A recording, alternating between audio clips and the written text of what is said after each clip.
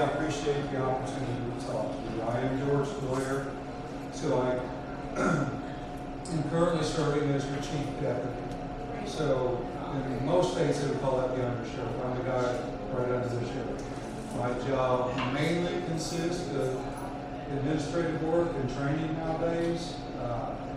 But we're a small department. We have 12 grown guys and 4 staff, so I still work the road some.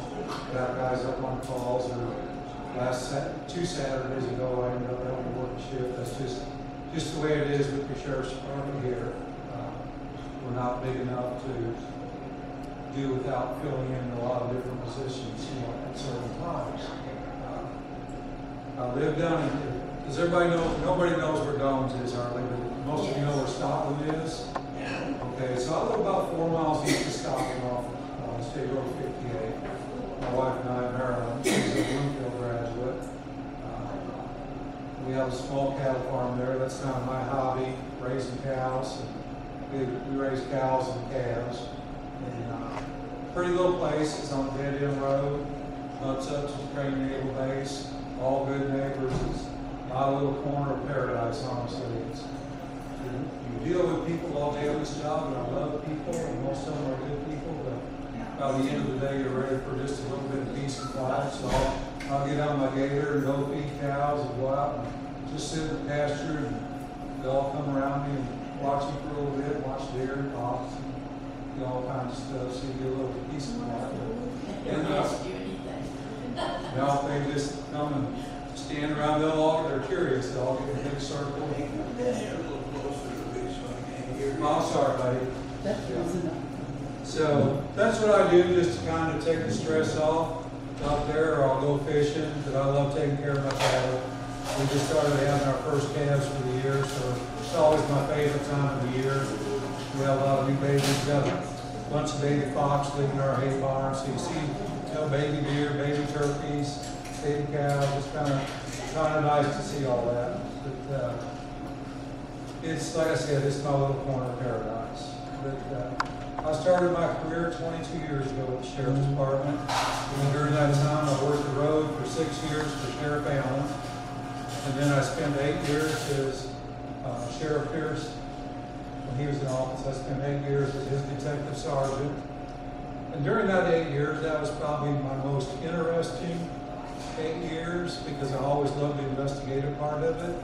Even when I worked the road, I did a lot of investigations, burglaries and theft, solved a lot of them. But there's also some of the things, the 8 years that I've seen some of the worst too. I worked some homicides and reckless homicides, OBWIs resulting in death, SIDS death, things like that. So after that 8 years, Sheriff Hassler got elected and I got appointed to be his chief deputy. So it's been kind of a nice way to transition out of dealing with really bad stuff nonstop. I still deal with some of it, but not nearly as often. I still help our detectives on investigations. Still help our road guys if they need help. And I get called out a lot. I'm probably the person that's called out the most for the last 15 years. But a lot of that is because I've asked for more training and experience, and I've had opportunities granted to me. I trained with the Indiana State Police for 8 weeks for crime scene investigator. So I have the most experience collecting and documenting and looking at evidence. Does it mean something? Does it not mean something? And then my investigative background, putting those things together, that's been a benefit on a lot of investigations. Trained with the FBI for a week, so I'm our hostage crisis negotiator. You say, well, you never hear anything about that, but in the last 15 years, I've probably been called out on about 30 of those incidents. And usually most of those incidents start with somebody shot at somebody else, or shot somebody else in the barricade. And I'm pretty proud of my track record there. We've been able to resolve all of those with one without anybody else being hurt. And that's their decision, but 99% of the time we've been able to resolve those situations. They go to jail like they need to, and nobody else gets hurt.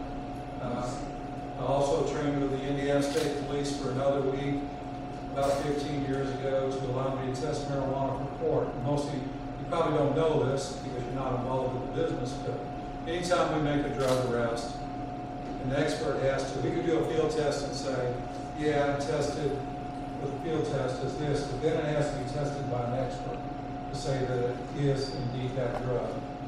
Well, I'm not a forensic chemist, but with marijuana, you can do the marijuana leaf identification, is what we call it, without hundreds of thousands of dollars worth of equipment. You just need the proper training, a microscope, and some chemicals. So I train for now all of our marijuana cases in the county. They can come to me, and rather than being 6 months at the Evansville lab, within a couple of days I have the analysis in play. It goes to the prosecutor and helps speed up their process on the prosecution of those cases. I'm also the chief firearms instructor at the Sheriff's Department. I'm use of force instructor, which is a really big thing nowadays, making sure, it's always been a big thing, but even more so now, we really push that. Make sure you use the appropriate amount of force. You know, you don't know as a policeman what you're getting into. The 1st of April, Deputy Holt and I went to a call. We pulled up, we seen it looked like a truck that was stolen the day before in Lawrence County, and we ended up having multiple vehicle thefts. So we go to pull the guy out, identify him. As soon as we seen him, we knew it was him. The fight was on, and he got injured, I got injured. So now, did we meet that type of resistance actively? No. This is actually, I was telling Jacob, the first time in my whole career I've had to go to the doctor for an injury. Usually it's something minor, you know, you can go a day or two and walk it off and it gets better. But people that we deal with are getting more desperate nowadays. The drug abuse, there's probably 95% of the people we have in our jail, there's a drug nexus. And some of them have got a lot of issues with it. It's causing a lot of mental disease, drug abuse, psychosis. It's very different than when I first started, that's for sure. And I guess that's just the way it is everywhere. It's not just Greene County. And it's putting a lot of demands on law enforcement. Again, not just Greene County. There's so many more demands on all law enforcement. We tried our hardest to keep up with everything, but a lot of times it takes money, it takes time. Some things to keep our deputies safer. We upgraded our pistols last year. We upgraded our portable radios because we had 20-year-old radios that wouldn't work very well. That's a safety problem because most of the time we're out of our car interacting with people. We went to Taser multiple years ago. We started putting transport cages in our cars. A couple of sheriffs ago, they did away with them. But the people that we're dealing with now, they're going to jail. A lot of times they're a lot more violent. You know, I don't have a cage. I'm taking somebody to jail. They're right there in my passenger seat, right beside me. You know, I have to worry and watch them the whole way. So we're trying to get all of our vehicles equipped again with cages so our deputies can be safer. People just, with the mental disease, they can be fine 1 second and out the next. And you end up having to stop the car. They're trying to fight. They're trying to get out of all these different things. It's dangerous for them. It's dangerous for us. So there's a lot of challenges, though, even besides the equipment, just trying to find the right people in today's world. A lot of people that would be good police officers, but they don't want any part of it for a lot of different reasons. You know, pay's not good enough. Most of them can go somewhere else and not have all the stress, worry about getting hurt, and all that, and make just as much, if not more money. And I understand it. I love my job, and I think if you're a really good long-term policeman, it's really not a job, it's a way of life. If that's what it is for me. You know, I almost never put in 40 hours a week. Usually it's anywhere from 45 to 55, sometimes more. You know, but it's a way of life. And we have, what we look for is we look for good, solid people. Do they have common sense? Do they have a service heart? We're here to help people more than anything. Do they want to just truly help people, even if it's not law enforcement related? Stop and help you change a tire, get you off the road, get you some gas, whatever. Give you advice. You know, you got to be moral and method. You're going to do the right thing every time. Because a lot of times the right thing isn't the easy thing. A lot of times the right thing is harder to do. So we look for people with all those qualities. Because if you've got all those qualities, good work ethic. I can't teach you that. You have to possess those qualities. Then I can teach you to be a policeman. So that's becoming a challenge. You know, so many people that we meet, they really don't understand the serving people, the helping the community. And I'll say the people that we have currently employed, they're fantastic and they have all those qualities. But they're getting harder and harder to find. You know, the ones that want to do the job. But that's what we need. We're more community-oriented policing. You know, we don't police like Indianapolis or even Wilmington. You know, we take a softer approach and want to help. But somebody needs to go to jail, we'll take them to jail. But we get involved in a lot more calls that a normal police department wouldn't even deal with. But that's, I hope it always stays that way. We're here to serve the community, serve the whole county. What made you get into law enforcement? Well, I'll be honest with you, it started back when I was a teenager. It sounds kind of weird, but I worked for a gentleman that was a firefighter. And I was 16, worked on a dairy farm for him. And he's actually one of my role models. Him and my father probably had more effect on me than anything as far as the person I ended up being. But he always talked about serving the public and helping people and talking about things on the job. You know, I really didn't have a desire to be a firefighter, but that same, all that translates into police work or EMS, you know, so it really got me interested. Like I said, I worked for him for years. We were very close. He was more like an uncle to me than a boss. But that's really where it got started. But then when I got old enough to do it, you know, you have to be 21. Well, I had to find a better job before I was 21. And I made more money working, you know, somewhere else than I could be a policeman. I got into this really kind of late in my life compared to most policemen. I was in my early 40s. This is the only police job I have. But I still have a desire to do it. You know, I was finally at a point in my life where I could afford to do it. You know, my babies were raised, my house was bought, all those things that young people are doing right now. I was past that, you know, so I could afford to do it. And our wages have come up, they're not too bad. It always had interested me a lot. But I was a late bloomer. So, as far as, you know, if you become sheriff, you know, leadership skills is a huge part of being sheriff. And, you know, as chief deputy, and through the years you've gained that experience, but if you had to take somebody from history, a leader that you would like to model yourself after, you know, who would that be? I thought about that, and I think Ronald Reagan. He was a class act, but everybody knew he meant what he said. The world respected him, and he respected the world, but everybody knew what he stood for, and they didn't question it. We don't have that with a lot of political figures nowadays. And I can think, you know, I remember JFK, but I was really small. I remember JFK was assassinated.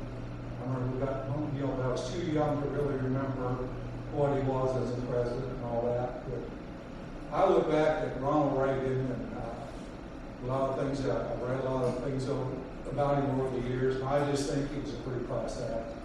And I really believe he had the respect of the world. And that's a pretty good deal. I think all the world leaders respected him and Nancy Reagan. Don't worry, I'll never do that. Well, but no, I think he was probably the best person that I can think of that I really growing up. But then, you know, there's tons of good people. I'm not a guy that idolizes sports stars just because they can catch a ball or anything like that. I know a lot of people do. That doesn't mean too much to me. I recognize their abilities. as a sports figure. But then, you know, you take them, to me, it's what they do off the field, like Peyton Manning and some. And most of them do it without ever any fanfare. You know, and those are the kind of people that we need in this world. You know, I can't save the world. I have to fight hard every day. That's what I tell everyone. Fight hard every day to try and save our little corner. And if everybody does that, you know what? It's a pretty good place to live. You know, and that's everybody in this room too. We all have to be part of the solution. I could be part of the problem. I make those decisions every day, right? Just like you guys do. My decisions, I've always tried to do good. Could I do better someday? Sure. But I'm 65 years old. I've learned a lot of lessons over the years. And gotten a lot smarter than I was when I was 16 when I knew everything. But it's a constantly evolving field.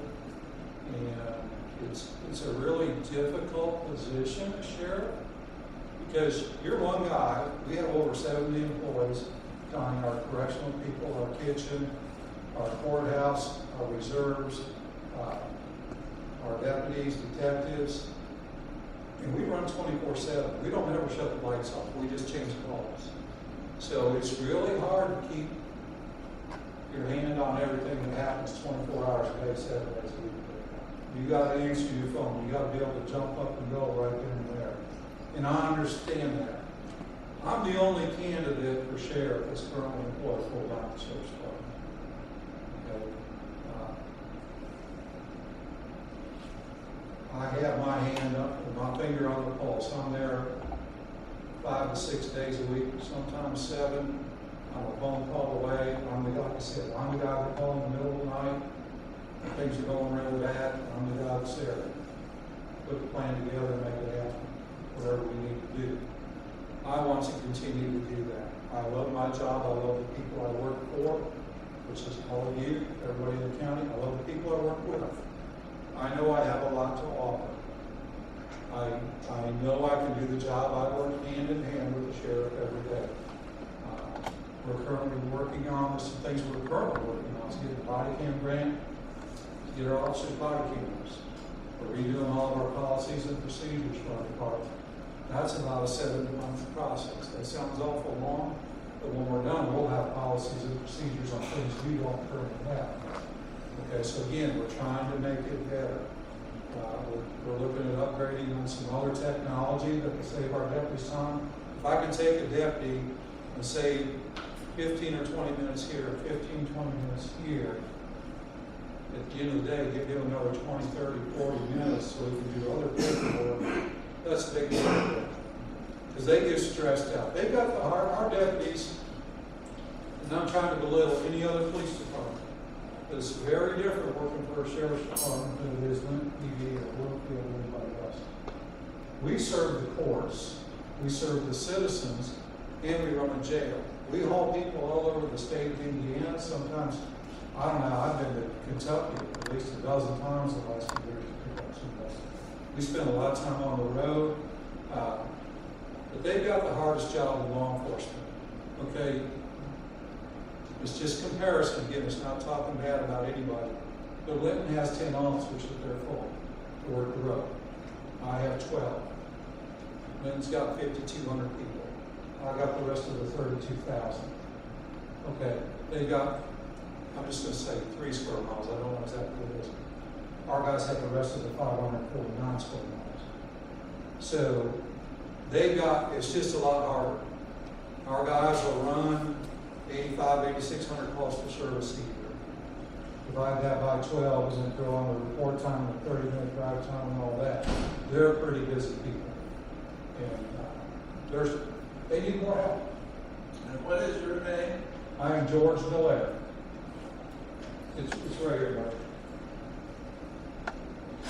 Okay.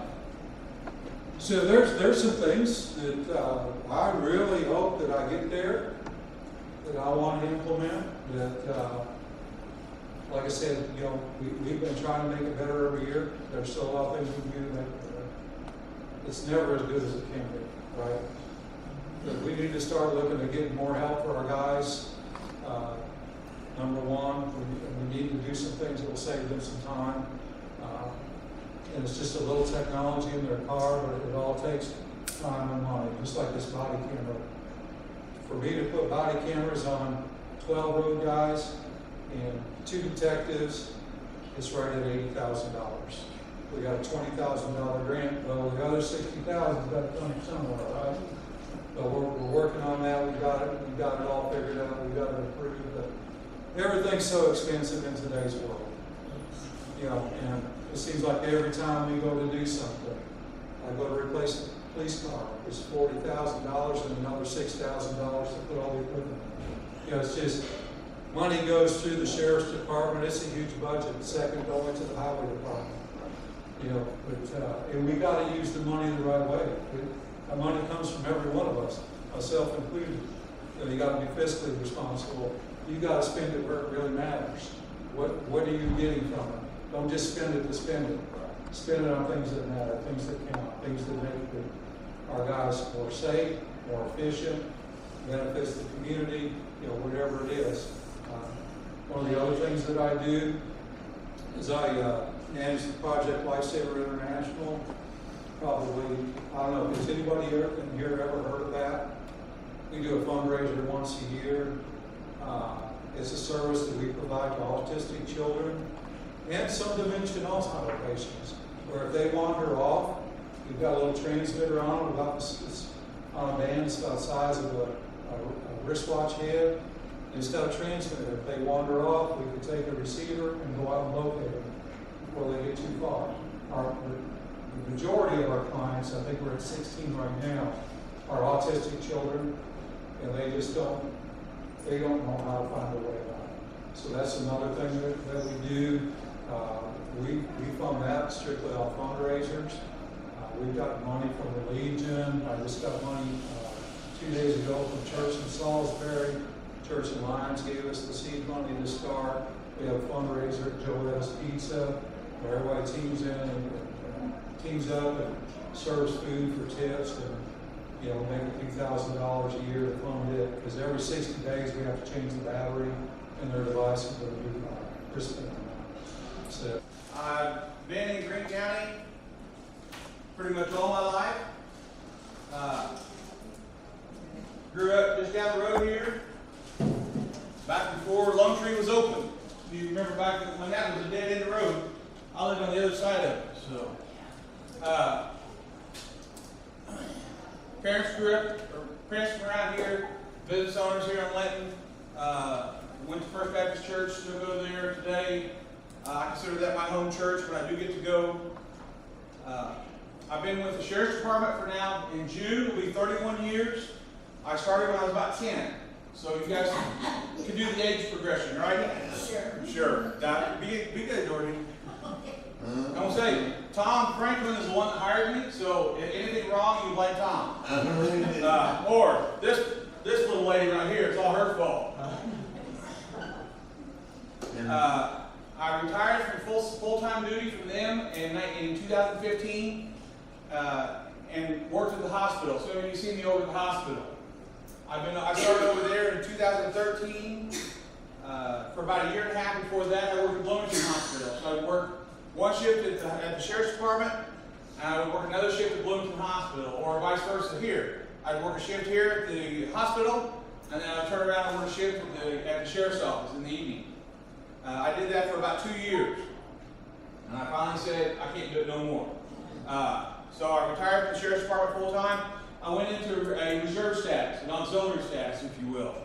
I still keep my rest powers. I'm an instructor. I help instruct for our department, as well as other county departments, as well as other departments within the state at the Law Enforcement Academy at Indianapolis.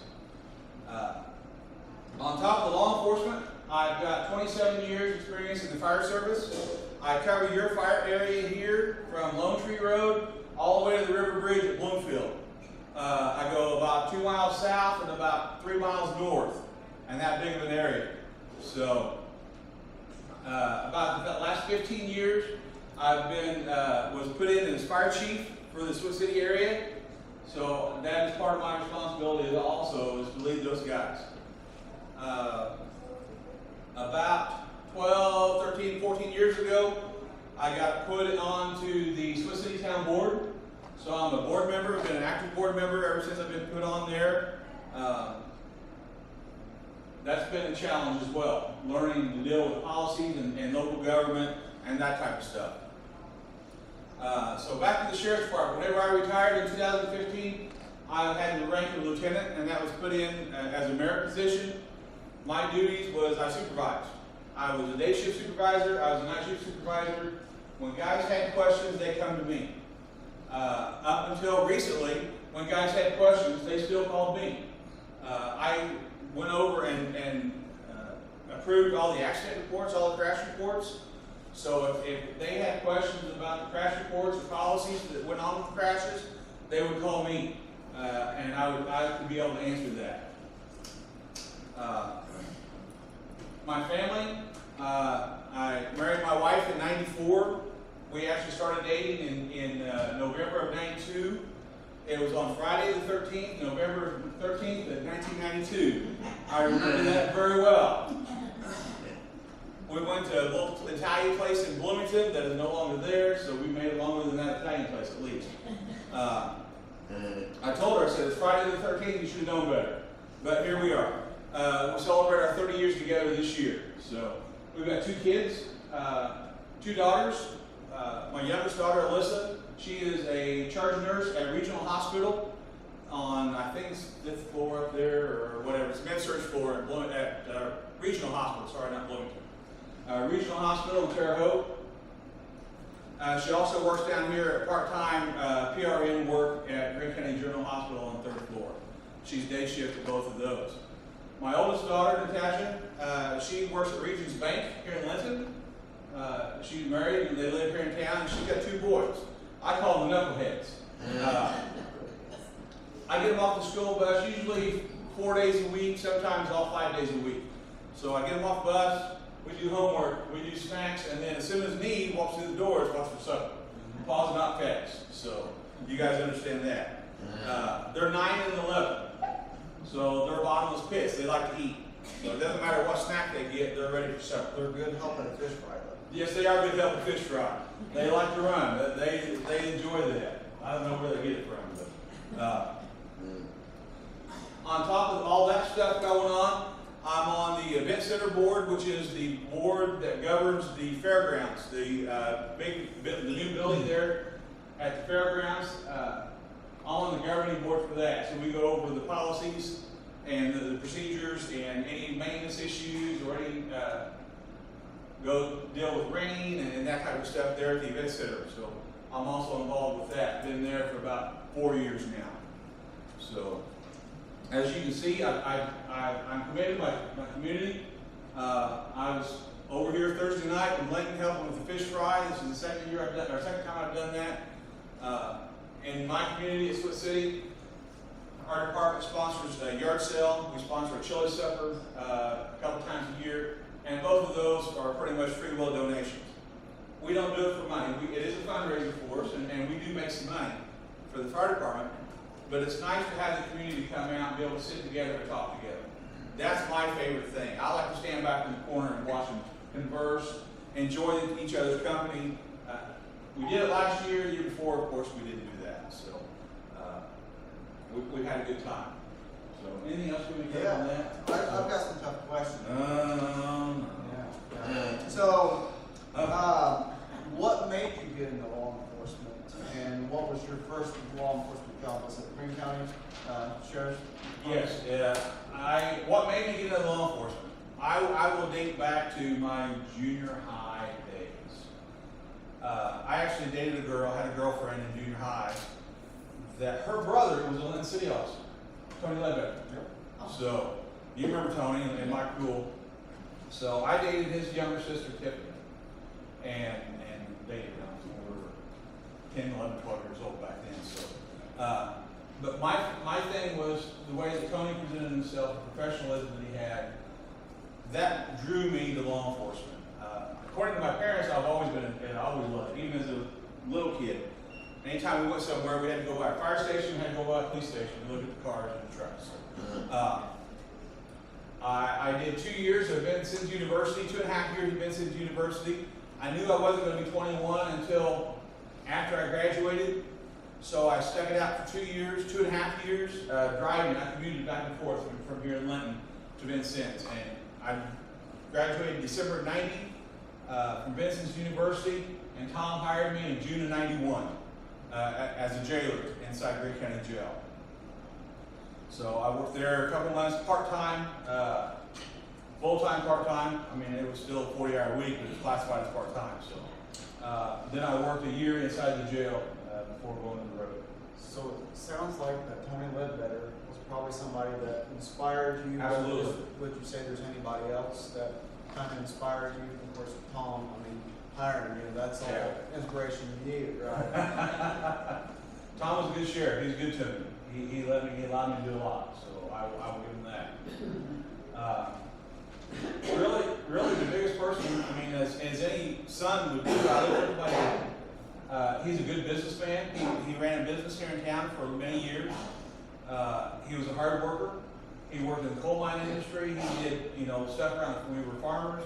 Up until I was out of high school, we ran a farm. We had hogs and cattle both. So not only was he working at Crane full time and then had his own full time business after that, we had the farm to take care of as well. So it was always something to do. So, and he turns 80 this year, and he's still working full time. So that I don't know. He keeps telling me he's going to slow down. He hasn't yet. Well, if you had to pick a leader from history that you could model your leadership skills after, or who you look up to, who would it be? I thought about that for a week now. I really don't know, because I take bits and pieces from all the leaders that I've dealt with, from some of my instructors in college courses on how they presented things and how they talk to people, to my parents, to Tom, to Sheriff Allen, to Sheriff Pierce, the last 3 sheriffs that I've worked under. I think a little bit from everybody. Take the good with the bad. Yeah. That's the way to do it. You take the bad and you throw it out and say, don't do that. And you take the good and you amplify it.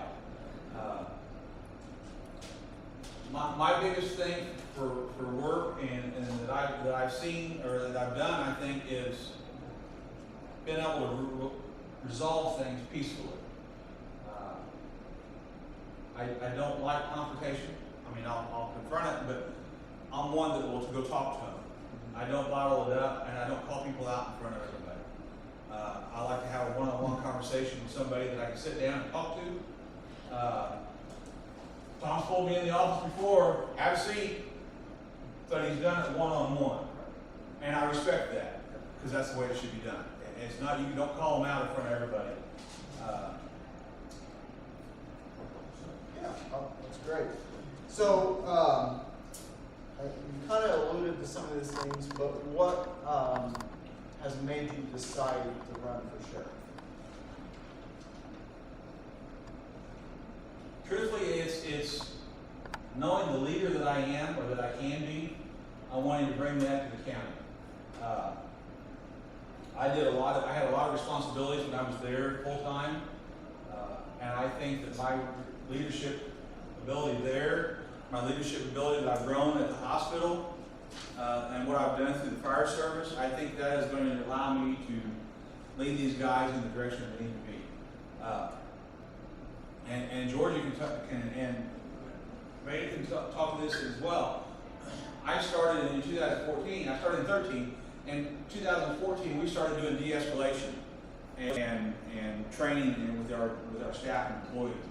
Now, as of last year, it's a requirement for law enforcement to do de-escalation training. So we were requiring that in 2014 compared to Indiana law enforcement now. It's 2021 is now a requirement. So I think that I've got enough technology, that I'm open enough to technology, and I think that it will serve the citizens well as far as the way that our deputies treat people and the way that our deputies are treated within the department. if you're elected sheriff, what would you say the biggest issue or obstacle is that you're facing in your term?